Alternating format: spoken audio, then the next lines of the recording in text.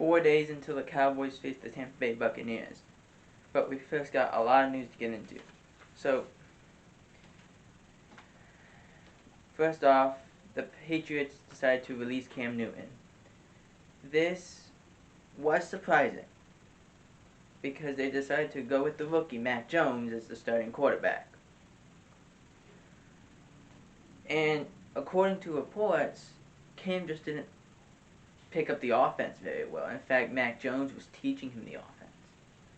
And as much as I want to say, well, Mac Jones is the next coming of Tom Brady and Cam just couldn't figure it out, I think it goes deeper than that. I think the fact that Cam, who isn't the same player he was even 3 years ago or 2 years ago, he's just not the same guy, due to the fact of the shoulder issue and how much he struggled last year. Now remember, he did have COVID last year, and he only played he was signed 1 month before the season started. Everything else did not connect very well. He didn't have a receiving core. He didn't have a tight end core. His running back group was okay. Defense was hit or miss on a lot of occasions. It just didn't work very well. But now Cam Newton is back on the streets as a free agent. Mac Jones is the starting quarterback, and he'll be facing the Dolphins and their young quarterback in Tua Tagovailoa.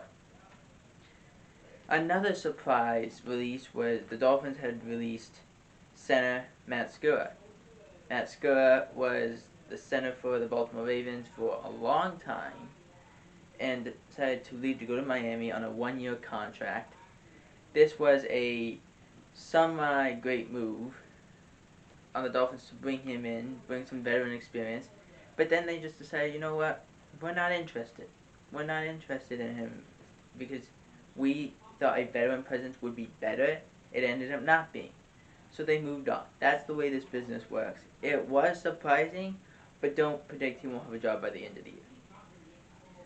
The 49ers linebackers coach, Johnny Holland, is forced to take some leave due to the fact that his cancer had returned. Holland has suffered from what is called multiple myeloma. Don't ask me exactly what that is. I can only say the word exactly.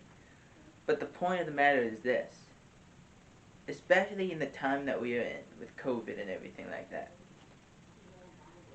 Anyone that has cancer should not be putting their life at risk. Anyone with a disease should not be putting their life at risk, in the matter of fact. So, if you're looking at people like, who have, you know someone that had breast cancer, you know someone that had kidney cancer, something like that, it's not a big deal if they decide, you know what, we gotta take some time off. I gotta take some leave. And that's what Johnny Holland is doing. So, we hope that he's gonna be okay. And that's all you can really do in a situation like this, is when cancer does return, you just hope that the treatment goes well and he can get back as quickly as he can. But prayers to Johnny Holland and his family. Now, this news came out before. Now know that Malcolm Butler, at this point, was mulling retirement. But as we'll see in a future video, we now know that's not the case. As he was mulling retirement, moving into California as the San Francisco 49ers quarterback Trey Lance, to miss at 1 week at most with a finger injury. Now, a lot of people don't understand, a finger injury as a quarterback is very severe. It changes how you throw everything.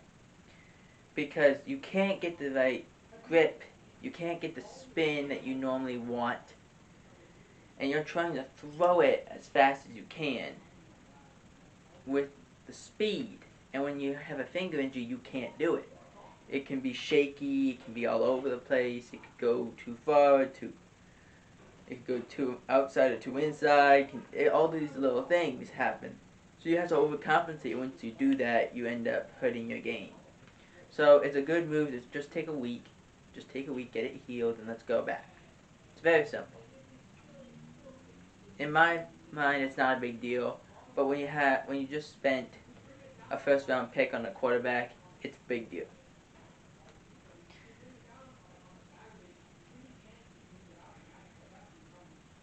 The Seahawks and the Jacksonville Jaguars had traded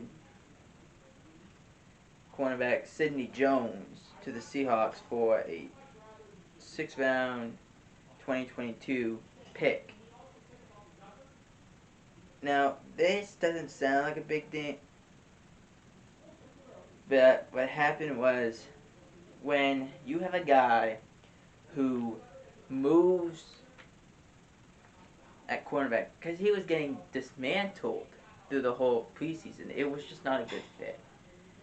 Now you have a veteran going to Seattle, try to boost that defense, and we'll just have to see where it goes. Hopefully he has a better regular season than he did a preseason. The Cowboys have decided to release quarterback Ben DiNucci and Garrett Gilbert, making Cooper Rush the backup quarterback of the Dallas Cowboys behind Dak Prescott.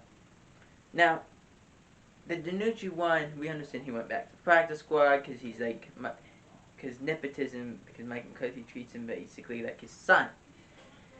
DiNucci is just not good. He throws off his back foot. It's not right. He makes a lot of misses. He had Johnny Dixon went against. No, it wasn't Johnny. Johnny Dixon before, but Reggie Davis was running down the sidelines. He beat his man. He's free. If the ball's thrown ahead of him, a big game, possibly a touchdown. But DiNucci underthrows it, and Davis has to turn now around to try and catch the ball. And he can't do it. Not because he couldn't turn around, but because of the fact that when he burns his man, it's not like he beat him by like 5 to 10 yards. He beat him, but he's right behind him. So him turning around means the defender's going to have to put his arm out and just defend. Where if he's over, he's going to have to overexert himself to try and get to that tackle or whatever. So it's a big move for the Cowboys to release Ben DiNucci, but also Garrett Gilbert, who they kind of fell out of love for in the game against Houston. But I think that's one bad game. I don't think that should count as anything. It just happened the way it did.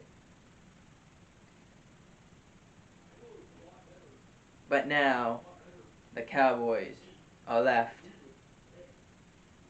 with the backup quarterback position is Cooper Rush.